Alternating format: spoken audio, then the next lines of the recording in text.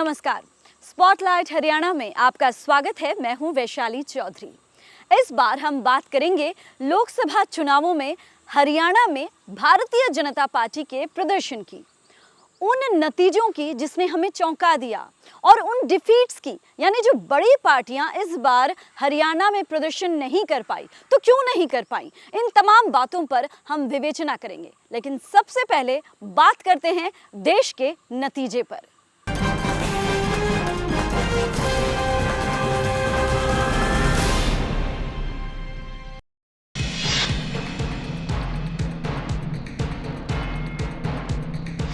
देश भी कर रहा नमो नमो, प्रदेश भी कर रहा नमो नमो।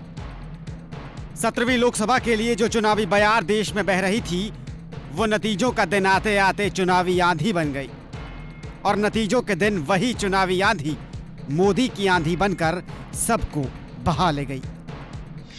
क्या उत्तर भारत, क्या मध्य भारत, क्या पूर्व, क्या पश्चिम, हर जगह बस मोदी, सिर्फ और सिर्फ मोदी। 17वीं लोकसभा के लिए हुए चुनाव में खुद बीजेपी ने अपने ही रिकॉर्ड तोड़ डाले। एनडीए के खाते में इस चुनाव में 348 सीटें आई हैं, जो बहुमत से हद से ज्यादा पार है। जबकि खुद बीजेपी के खाते में भी 303 सीटें आई हैं, जो अपने आप में एक बड़ी कामयाबी है। वहीं यूपीए को इस चुनाव में एक बार फिर मोदी की आंधी ने चित कर दिया। यूपीए को जहां 94 सीटें मिली हैं, वहीं कांग्रेस को इस चुनाव में सिर्फ 52 सीटें ही मिल पाई हैं। इसके अलावा अन्य के खाते में 100 सीटें आई हैं। 542 सीटों के इस आंकड़े में बीजेपी एक बार फिर बहुमत की सरकार बनाने जा रही है। तमिलनाडु की एक सीट पर चुनाव में पैसों के बड़े लेन देन के चलते चुनाव रद्द कर दिया गया था। इस जीत के साथ ही पीएम मोदी के नाम एक नया रिकॉर्ड भी इन चुनावों में जुड़ गया है। प्रधानमंत्री नरेंद्र मोदी ऐसे पहले गैर कांग्रेसी प्रधानमंत्री बन गए हैं, जो लगातार दूसरी बार केंद्र में बहुमत की सरकार यानी अपने दम पर सरकार बनाने जा रहे हैं। जबकि इससे पहले कांग्रेस में नेहरू और इंदिरा के बाद यह कारनामा कोई नहीं कर पाया था। वहीं इस जीत के बाद मोदी ने खुद जनता के सामने आकर देश के करोड़ों मतदाताओं का शुक्रिया अदा किया और कहा कि उनके शरीर का कण कण, उनके वक्त का हर पल अब देश को समर्पित, देश की जनता को समर्पित। राज्यवार आकलन करें तो 14 ऐसे सूबे हैं जहां बीजेपी ने क्लीन स्वीप किया है, और इनमें भी कई राज्य ऐसे हैं जहां मौजूदा दौर में कांग्रेस की सरकारें हैं। जिन राज्यों में बीजेपी ने सभी सीटों पर विरोधियों का सफाया कर दिया, उनमें हिमाचल, हरियाणा, गुजरात, राजस्थान, दिल्ली, नागालैंड, अंडमान निकोबार, उत्तराखंड, बिहार, अरुणाचल, चंडीगढ़, दादर नगर हवेली, त्रिपुरा और दमन दीव शामिल हैं। इससे पहले 2014 के चुनावों में बीजेपी ने 11 राज्यों में क्लीन स्वीप किया था। तो मोदी की अगुवाई में एक बार फिर भगवा लहरा रहा है और एक बार फिर केंद्र की गद्दी पर अगले 5 साल के लिए प्रधानमंत्री मोदी विराजमान होने जा रहे हैं। उधर कांग्रेस के सियासी दिग्गज भी हार स्वीकार कर चुके हैं। खुद राहुल गांधी अमेठी सीट पर स्मृति ईरानी से हारने के बाद इस्तीफे तक की पेशकश कर चुके हैं। कई और राज्यों में भी कांग्रेस के नेता अपने पदों से इस्तीफे देने को तैयार हैं। और इस सब से ये साफ जाहिर है कि कांग्रेस को जमीनी स्तर पर अपनी पकड़ मजबूत करने के लिए अभी बहुत ज्यादा हद तक मेहनत की जरूरत है और किसी कठोर रणनीति पर गंभीरता से विचार करने की जरूरत है। Bureau input, PTC news. तो देश के नतीजों में इस बार जहां एनडीए ने कीर्तिमान स्थापित कर दिया, तो वहीं बात अगर हरियाणा की करें तो यहां भी हालात कुछ वैसे ही दिखे। भारतीय जनता पार्टी ने पूरी तरह से क्लीन स्वीप कर दिया, यानी किसी दूसरी पार्टी को मौका ही नहीं मिला। 10 की 10 सीटों पर भारतीय जनता पार्टी काबिज हुई। आइए देखते हैं इस पर एक रिपोर्ट।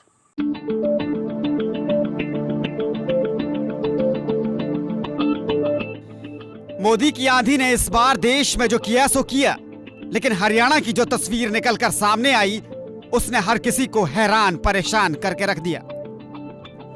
हरियाणा में इतिहास लिखा गया है। राजनीति के भविष्य में जब राजनीति के इतिहास की बात होगी तो राजनीति के इस वर्तमान का जिक्र बीजेपी के लिए कम से कम स्वर्णाक्षरों में किया जाएगा, क्योंकि सभी 10 सीटों पर क्लीन स्वीप, सभी 10 सीटों पर शानदार जीत। हरियाणा में अब तक ये हुआ नहीं था और इस बार जो हुआ तो इस कदर हुआ कि बड़े बड़े धुरंधर सिर्फ हाथ मलते रह गए। इन चुनावों में हरियाणा के नतीजों ने हरियाणा के हर सियासी दिग्गज को दावों और उम्मीदों के आसमान से गिराकर असलियत की जमीन पर पटक दिया।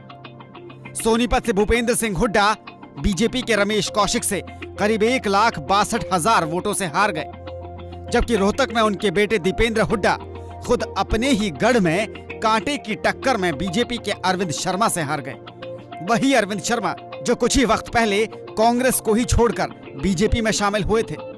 उधर सिरसा से अशोक तंवर को बीजेपी की सुनीता दुग्गल ने मात दे दी, जबकि जेजेपी के नेता दुष्यंत चौटाला, अभय चौटाला के बेटे अर्जुन चौटाला, कुमारी शैलजा, अवतार भड़ाना, श्रुति चौधरी और तमाम बड़े बड़े दिग्गजों को इन नतीजों ने पूरी तरह से चित्त कर दिया। बीजेपी की इस शानदार जीत पर बीजेपी नेता फूले नहीं समा रहे। सीएम से लेकर बराला तक और बीजेपी के विजयी सांसदों से लेकर मौजूदा विधायकों तक हर कोई इस जीत का श्रेय मोदी को दे रहा है और हर कोई जीत के लिए जनता को शुक्रिया कह रहा है। आज तक 72 साल की इस यानी एक प्रकार की इंडिपेंडेंट इंडिया में पहले इस प्रकार से नहीं कभी हुआ। संयोग से इस बार राष्ट्रवाद का विषय ये छाया रहा और छाया रहने के 2 प्रमुख कारण हैं। एक, कांग्रेस को, उनके नेतृत्व को या यूपीए के नेताओं को राष्ट्रवाद क्या होता है ये समझ ही नहीं आया और हर बात में वो आलोचना करते रहे हमारी नीतियों की या हमारे विषयों की। और जैसा ही पुलवामा की घटना हुई उसके बाद जो होची हरकतें कांग्रेस या यूपी ने की वो उनको बहुत भारी पड़ी और रहती कहती कसर उनका जो मैनिफेस्टो आया उस मैनिफेस्टो ने उनके लिए एक खाई खोदने का, गड्ढा खोदने का काम किया। जीत के इस स्वाद के साथ, क्लीन स्वीप के इतिहास के साथ बीजेपी हरियाणा में आत्मविश्वास से लबरेज है, लेकिन कांग्रेस उतने ही ज्यादा सदमे में है। हार को भले ही कांग्रेसी नेता, कांग्रेसी दिग्गज स्वीकार कर रहे हैं, लेकिन इस हार के दर्द में नम्रता कम और सदमा ज्यादा नजर आ रहा है। प्रजातंत्र है, इसमें हार जीत चलती है, जो लोग फैसला करते हैं। और ज़्यादा ऊर्जा के साथ हम काम करेंगे, लेकिन इतना जरूर है कि देश आने वाले समय में जरूर पछताएगा। तो कांग्रेस अब हार के कारणों पर मंथन करेगी। जेजेपी और इनेलो भी हार के बाद एक बार फिर खुद का आकलन करेगी। सुनैना चौटाला तो पहले ही इस हार को पार्टी की 2 फाड़ का नतीजा बता चुकी हैं, लेकिन इस हार के बाद बीजेपी के तमाम विरोधी अब नए सिरे से खुद को तराशने में जरूर जुट जाएंगे और ये मानने लगेंगे कि उन्हें जनता के जहन को टटोलने और जमीन पर खुद के अस्तित्व को मजबूत करने के लिए एक नई शुरुआत की जरूरत है। हालांकि उधर बीजेपी इस जीत के बाद आश्वस्त है और अपनी जीत को लेकर गदगद है। Bureau input, PTC news.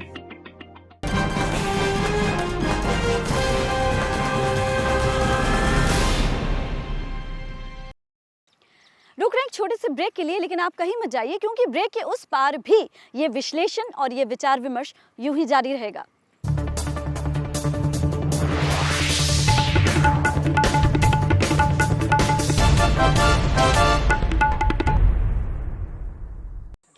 Haryana के नतीजों की हम बात कर रहे हैं तो करनाल का जिक्र न करें ये मुमकिन नहीं और न ही ठीक रहेगा, क्योंकि इस बार करनाल से बीजेपी प्रत्याशी संजय भाटिया ने रिकॉर्ड तोड़ जीत दर्ज की है। 6 लाख से अधिक अंतर के वोटों से उन्होंने जीत दर्ज की है। उनके कीर्तिमान पर यह खास रिपोर्ट। करनाल लोकसभा सीट से बीजेपी उम्मीदवार संजय भाटिया की ऐतिहासिक जीत हुई है। कभी चुनाव में हारने वाले आज 6 लाख से ज्यादा वोटों से जीत चुके हैं और जिसका श्रेय प्रधानमंत्री नरेंद्र मोदी को ही जाता है, क्योंकि जनता ये मानती है कि उनके पास और कोई रास्ता ही नहीं था और न ही विपक्ष के पास कोई मजबूत प्रधानमंत्री पद के चेहरे का दावेदार ही दिखा। करनाल सीट पर संजय भाटिया की टक्कर में अगर कोई था तो वो चेहरा था कांग्रेस से कुलदीप शर्मा। लेकिन जनता प्रधानमंत्री नरेंद्र मोदी को चुनना चाहती थी, इसलिए कुलदीप शर्मा भी महज 2 लाख के आसपास ही वोट ले पाए।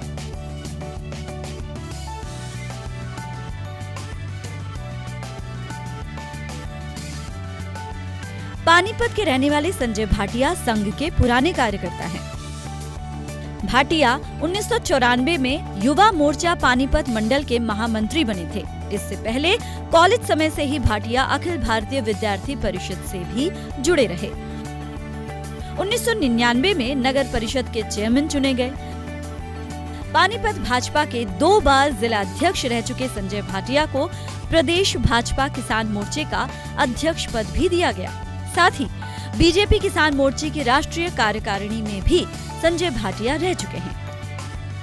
आइए जानते हैं जनता संजय भाटिया की जीत पर क्या कह रही है। पूरे देश में ऐसा माहौल बना हुआ था कि कांग्रेस या कोई दूसरा विपक्ष का आदमी है, पाकिस्तान की भाषा बोलते थे। मोदी जी ने उनको उनके शब्दों में जवाब दिया, कड़े निर्णय लिए, पाकिस्तान के ऊपर लगाम लगाई और उसका परिणाम आप लोगों के सामने। वहीं संजय भाटिया खुद इस बात को मान रहे हैं कि उनकी जीत में नरेंद्र मोदी और मुख्यमंत्री मनोहर लाल का बहुत अहम योगदान रहा। मैं 3 शब्दों में श्रेय इस देश के प्रधानमंत्री जिन्होंने सशक्त नेतृत्व, एक मजबूत नेतृत्व इस देश को दिया, प्रदेश के मुख्यमंत्री जिन्होंने ईमानदार और पारदर्शी प्रशासन इस प्रदेश को दिया, कार्यकर्ताओं की मेहनत को और समाज की एक सोच को जो देश के प्रति in the interest of country, जिन्होंने 36 बरादरी ने दलगत राजनीति को छोड़कर हर मुद्दे को छोड़ दिया, जात पात के मुद्दे को छोड़ दिया, अपनी पार्टी पॉलिटिक्स को छोड़ दिया। मैं सारा श्रेय उन लोगों को देता। संजय भाटिया की इस ऐतिहासिक जीत पर भाजपा खुश है और करनाल सीट की अगर बात करें तो ये सीट भाजपा के लिए सुरक्षित सीट है। जिस तरह का रुझान लोकसभा चुनाव में बीजेपी के पक्ष में दिखा, उसका असर कहीं न कहीं हरियाणा के आने वाले विधानसभा चुनाव में भी देखने को मिल सकता है।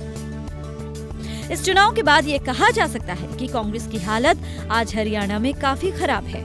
हरियाणा पर कभी अपना दबदबा बनाए रखने वाली पार्टी आज अपने अस्तित्व की लड़ाई लड़ती हुई दिख रही है। करनाल से जोगिंदर सिंह के साथ वैशाली चौधरी, पीटीसी न्यूज हरियाणा।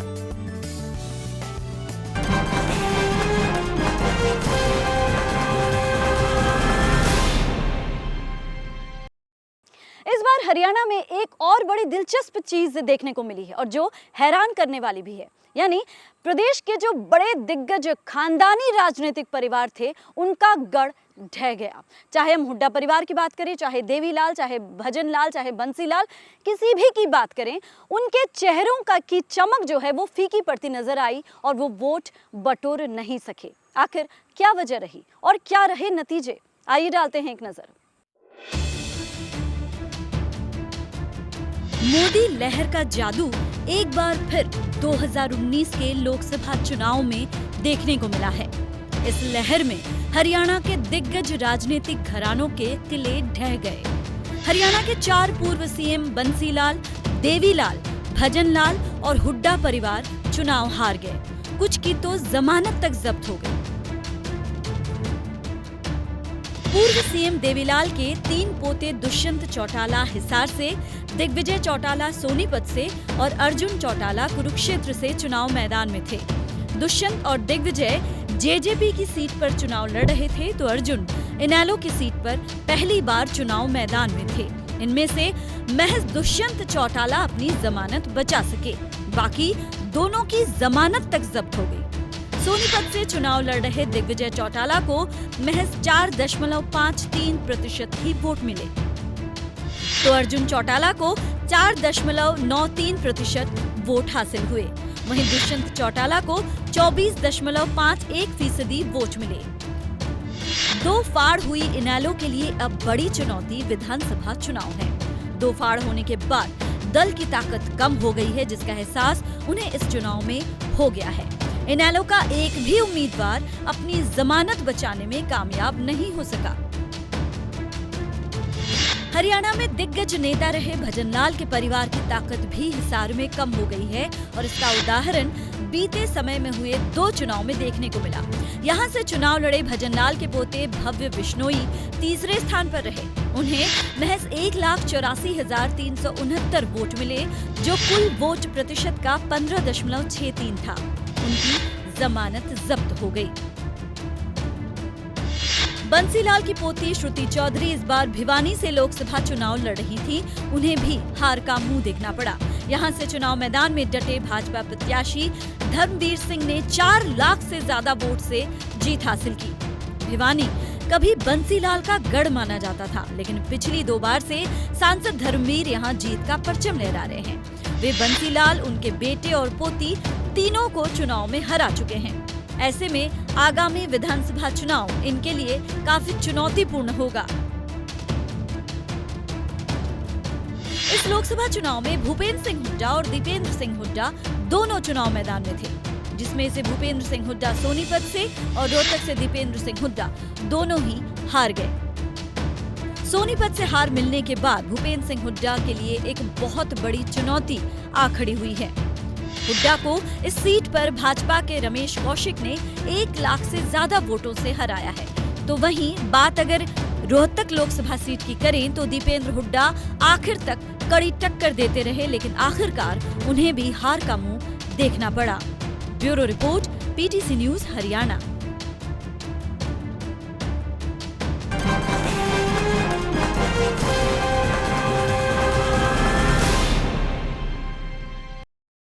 चुनावों पर अगर हम गहनता से विचार विमर्श करें तो एक बात बड़ी हैरान करती है कि जो बड़े परिवार थे, बड़े चेहरे थे, वो कहीं न कहीं असफल क्यों हुए। चाहे वो भूपेंद्र हुड्डा की बात करें, चाहे दीपेंद्र सिंह हुड्डा की बात करें, दुष्यंत चौटाला, कुमारी सैलजा, इतने बड़े बड़े चेहरे और कद्दावर नेता जिन्हें माना जाता रहा है अभी तक प्रदेश में, आखिर वो हारे तो क्यों हारे? एक विश्लेषण जरूरी है।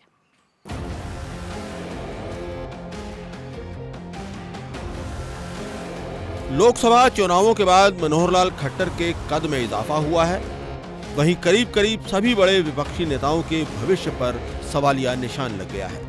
इन चुनावों में भाजपा का प्रदर्शन किस कदर प्रभावशाली रहा, इसका अंदाजा इस बात से लगाया जा सकता है कि 90 विधानसभा क्षेत्रों में से 81 में इसके उम्मीदवारों ने बढ़त हासिल की है।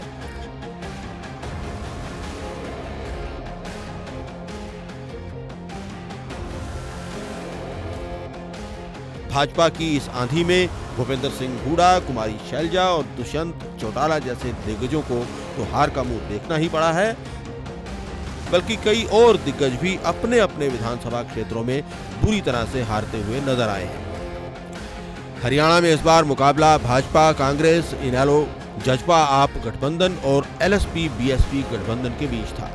सभी सीट्स पर पूरे विपक्ष को जबरदस्त हार का सामना करना पड़ा है। हालांकि कांग्रेस ने 9 क्षेत्रों में दूसरा स्थान हासिल करके प्रमुख विपक्षी दल होने की दावेदारी जरूर मजबूत की है। रोहतक में दीपेंद्र हुड्डा और भाजपा के अरविंद शर्मा के बीच कड़ा मुकाबला रहा, लेकिन बाकी क्षेत्रों में कांग्रेस की हार का अंतर काफी बड़ा रहा। पूर्व मुख्यमंत्री और कांग्रेस के सबसे कदावर नेता भूपेंद्र सिंह हुड्डा के लिए ये चुनाव उनके सियासी कैरियर का सबसे खराब चुनाव साबित हुआ। सोनीपत में मिली हार ने हुड्डा के सबसे कदावर नेता होने के दावे में सेंध लगा दी है। अक्टूबर में होने वाले विधानसभा चुनावों में कांग्रेस हुड्डा के नेतृत्व में मोर्चा संभालेगी, इसकी संभावनाएं भी अब कम होती हुई नजर आ रही हैं। पार्टी अध्यक्ष अशोक तंवर की हार के बाद प्रदेश में कांग्रेस नेतृत्व विहीन नजर आ रही है। ऐसे में विधानसभा चुनाव एक बड़ी चुनौती पार्टी के लिए साबित होने वाले हैं। कांग्रेस से भी बदतर हालत इंडियन नेशनल लोकदल और इससे टूटकर निकली जननायक जनता पार्टी की रही है। चौटाला ब्रांड राजनीति को हरियाणा की जनता ने सिरे से नकार दिया है। हिसार से सांसद और जेजीपी के कन्वीनर दुष्यंत चौटाला भाजपा के ब्रजेंद्र सिंह के आगे टिक नहीं पाए और 3 लाख से भी ज्यादा के मतों के अंतर से हार गए। दुष्यंत चौटाला के छोटे भाई दिग्विजय चौटाला को भी हार का मुंह देखना पड़ा। सोनीपत में वो तीसरे स्थान पर रहे। जजपा आप गठबंधन का कोई भी उम्मीदवार इन चुनावों में प्रभाव नहीं छोड़ पाया।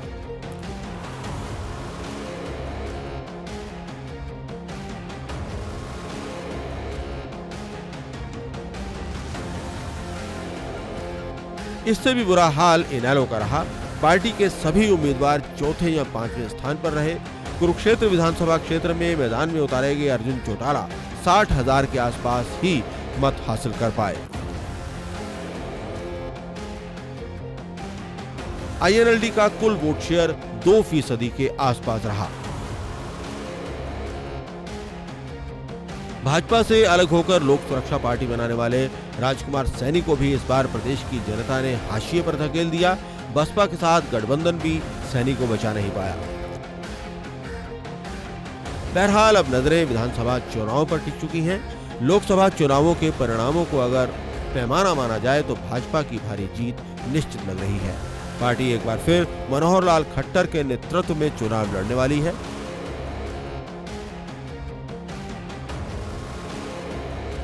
इन हालातों के बीच विपक्ष क्या भाजपा को चुनौती पेश कर पाएगा, ये एक बड़ा सवाल है। विपक्ष का सम्मानजनक प्रदर्शन तभी संभव हो पाएगा अगर इसके नेता आपसी मतभेद भुलाकर एक मंच पर इकट्ठा होते हैं, लेकिन मौजूदा राजनीतिक हालातों में ऐसा होता हुआ नजर नहीं आ रहा है। कांग्रेस आंतरिक कलह की शिकार है तो चौटाला परिवार पहले से ही बुरी तरह से बढ़ चुका है। विपक्ष की इस तंगहाली को देखते हुए कहा जा सकता है कि कभी गठबंधन की बैसाखियों के सहारे हरियाणा में अपनी उपस्थिति दर्ज करवाने वाली भाजपा अब यहां निर्विवाद ताकत के रूप में उभरी है। Bureau report, PTC news, Chandigarh.